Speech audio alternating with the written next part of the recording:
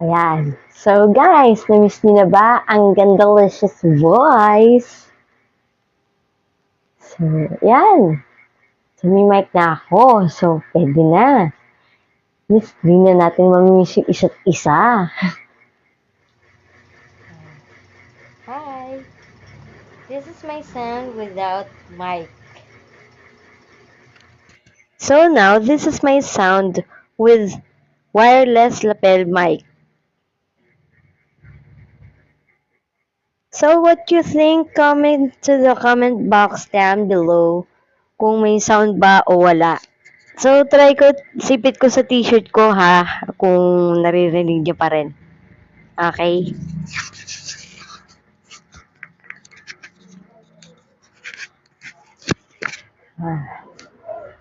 So, how do I sounds like?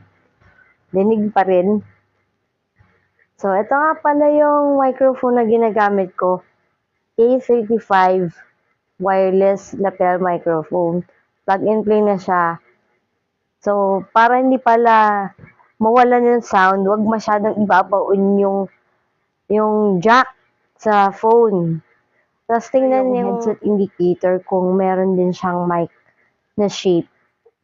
At ang gamit ko nga palang application ay yung Mix Camera.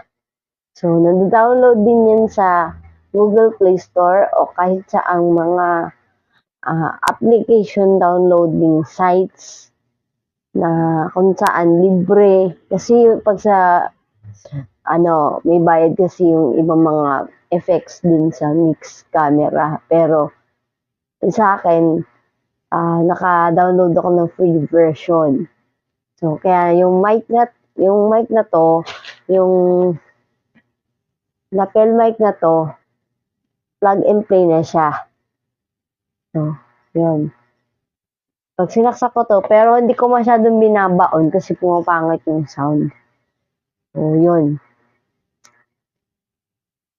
Kaya, nagagamit ko tong mic na to. Kasi pag doon sa camera ko mismo ng cellphone, hindi talaga siya gumagana. Oh. So, at alam nyo ba guys, kung magkano nga ba ang pagkakabili ko dito sa mic na to? Ano, hulaan nyo ba? Okay lang, kahit hindi na. I-reveal ko rin naman kung magkano eh.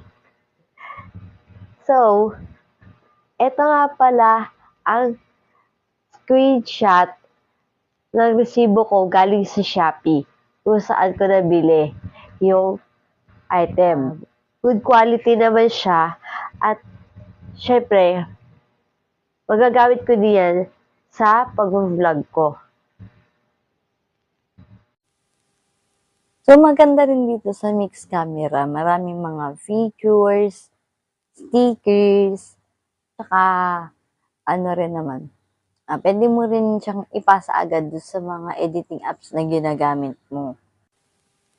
Meron din namang iba't ibang mga filters at saka mga effects na magagamit mo rin sa pag-picture mo, sa pag-video mo. May mga complete tutorial din naman sa YouTube. I-search mo lang.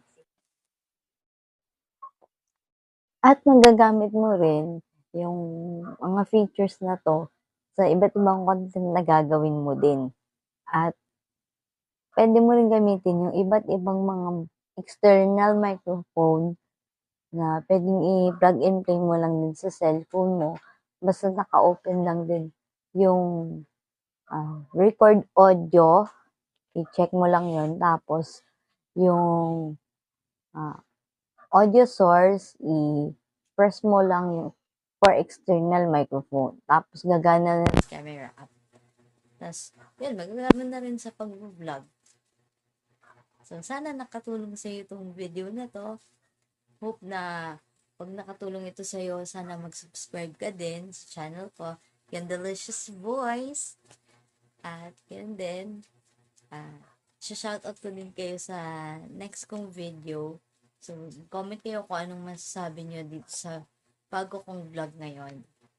And hopefully, mag-subscribe din kayo kung hindi pa kayo nagsasubscribe. Thank you so much for watching.